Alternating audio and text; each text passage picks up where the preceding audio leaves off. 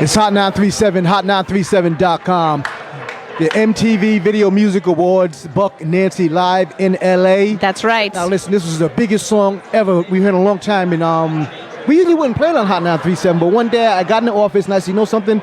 This is a hot song. The message is crazy. I'm going to put it on Hot 937 to see what the people say. The hip-hop and R&B station. Hip-hop and R&B station. I put the song in and it went crazy. And no one knew how to say your name. Gotye, Gotye. Gotye. I thought it was in the Mafia. I thought it was Gotti. How many versions of things do people call you?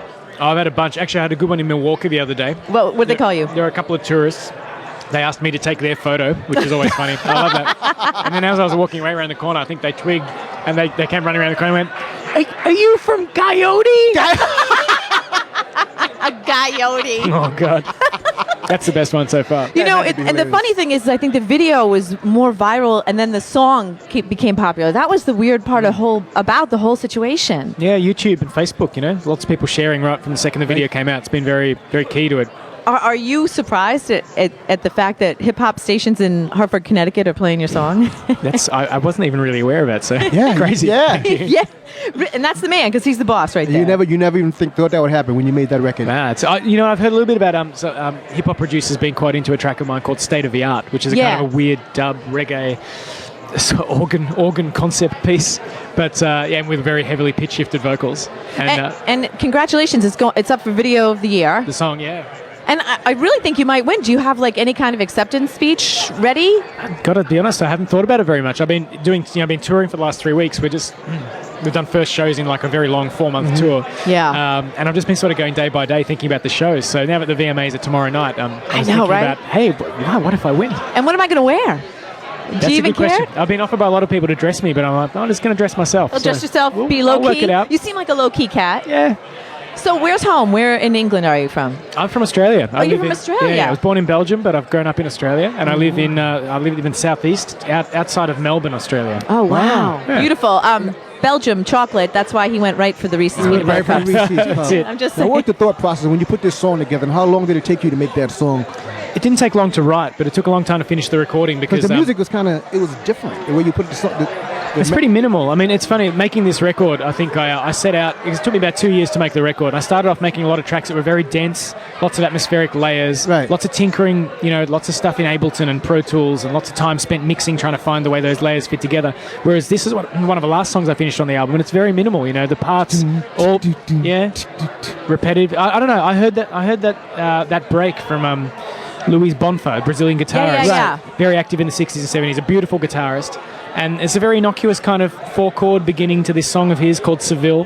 And those first 2 notes just had something really interesting to me. And when looped back and forth, they just had this hypnotic quality that led to really the whole song being written. And your vocals on top of that, it gave this sound that was like amazing for radio.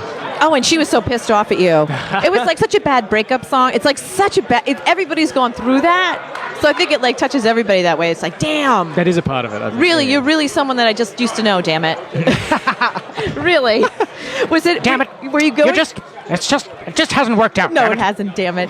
So is that what you were going through? Is it kind of like a personal song or no? It's based more on memories of different relationships. Oh, really? I've been in a really great relationship for 5 years. So I wrote this song more recalling... and for me, the song is not about maybe specifically inspired by the sort of raw feelings of one specific breakup, but more about how over time your reflections on different breakups and when you feel hurt, or how you sort of think you felt at the time and how you feel now about those people who are no longer in your lives, how that can change and how it can confuse you. Yeah. So for me, the song is in a way is actually more about the vacillating emotions and about a state of confusion you can have, especially years down the track, than it is about like the specific, you know, angst or hurt between 2 people in their breakup. Lots of people go, it's about that moment when the breakup is really raw and happening. But actually, for me, it's more about these people might be years down the track, having still not quite worked out something in their brain.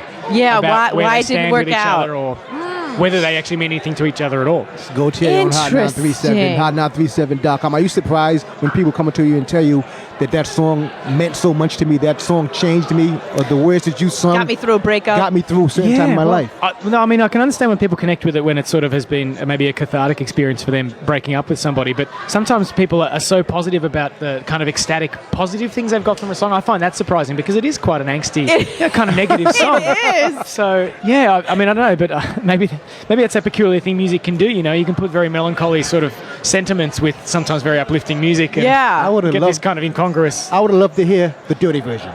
Oh, The dirty bit version. The dirty bit version. I would love to hear that one. Black Eyed Peas, where are you? The stuff you left on the floor that didn't make the tape. yeah, right. Exactly. Well, it feels like all the people who responded to the song have filled that hole for me. Well, now that the song is amazing and it's up for a VMA, are you getting phone calls from people who want to, do a collabo with you now, or? It hasn't been overwhelming. I've met a bunch of people whose work I really admire and that I would love to work with, hopefully sooner rather than later. So that's been one of the great things that's come from, the broader sort of listening to my music that's come about. Yeah. Well, you never know who you're going to meet backstage and where that might lead to. So it's going to be interesting. Yeah, this is your You're in the right networking place. ability. So this is where you're going to jump off all over the place. I got a keyboard in my suitcase if you need one. Yeah, just in right. case you run I do into like somebody. keyboards.